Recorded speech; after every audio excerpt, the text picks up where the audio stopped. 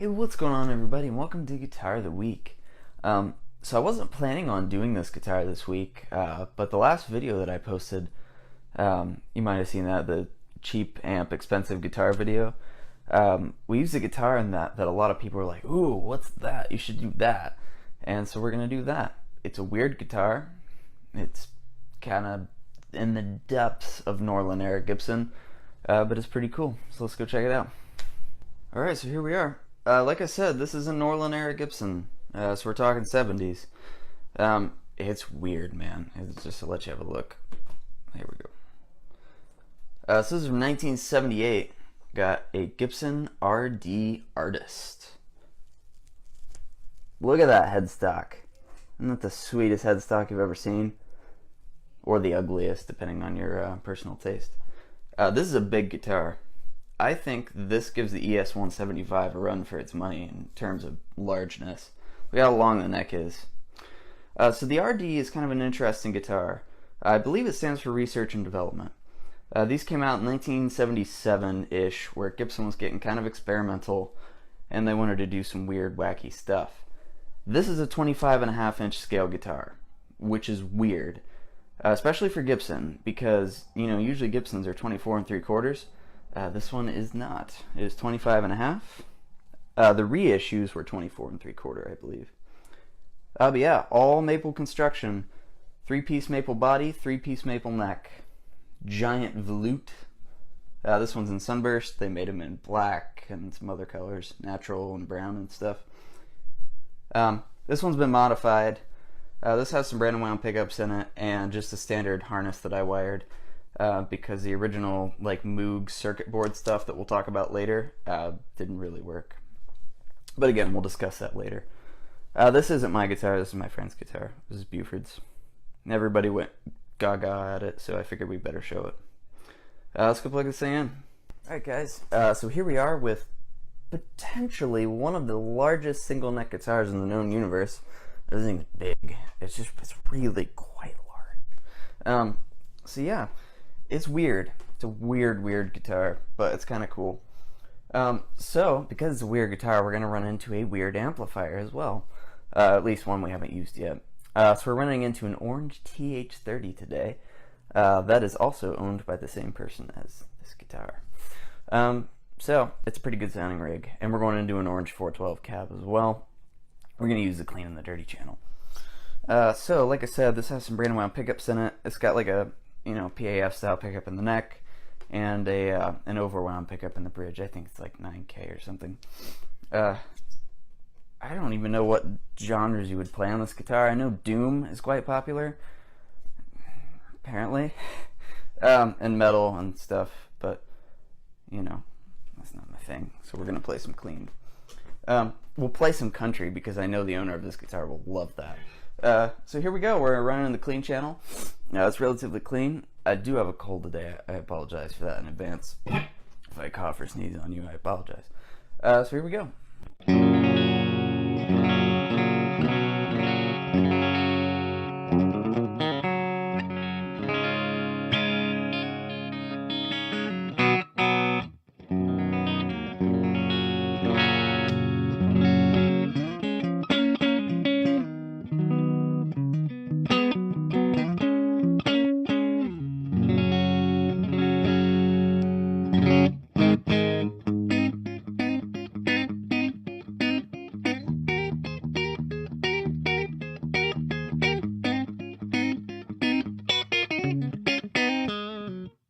Yeah, that's what you play on this guitar.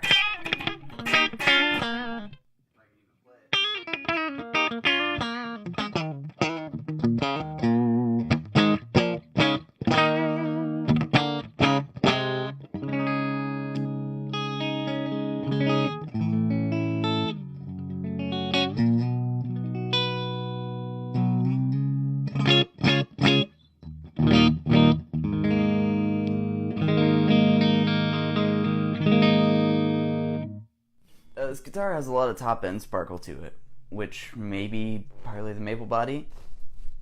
Tone wood. I don't know. It's just got a weird, it's got a weird sound to it. It sounds like an RD. It sounds like nothing else.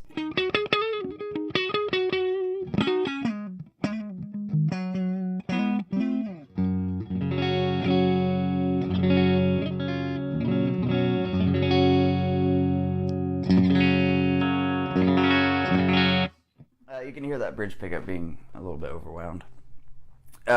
These guitars are meant for gain. I have it gained up today. We got a lot of gain going on.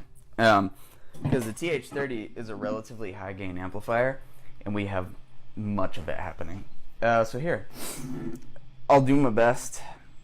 Not a metal player either. I love how I just use an excuse every single video. Yeah. Alright, here we go.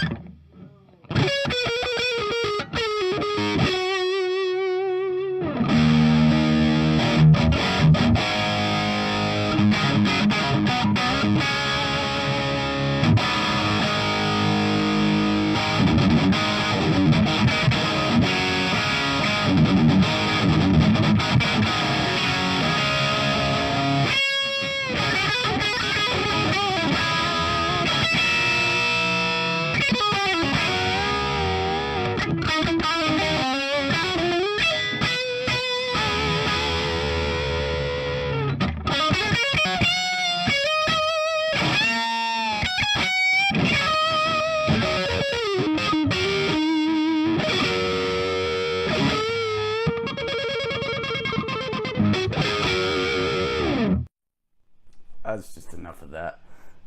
Let's get into more of the history of it, which is more I'm familiar with. So like I said, this guitar would have had a Moog active circuit board in it. Now, Moog is a synthesizer company, but they also did some work for Gibson back in the day in the Artist range.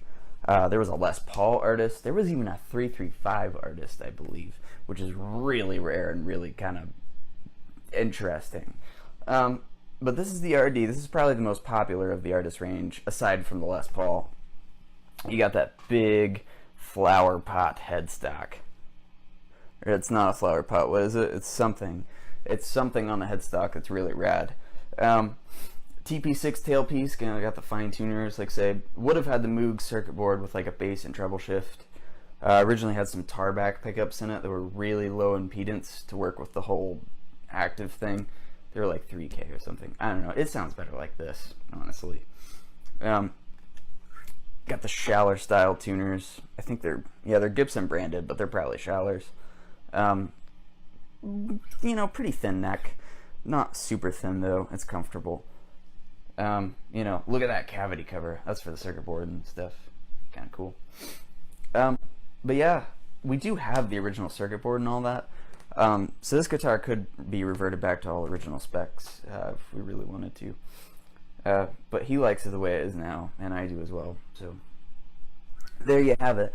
A very strange video. A 1978 Gibson RD Artist. So next week, hopefully we'll be back to some golden era Gibson, and we'll see you then. Take it easy.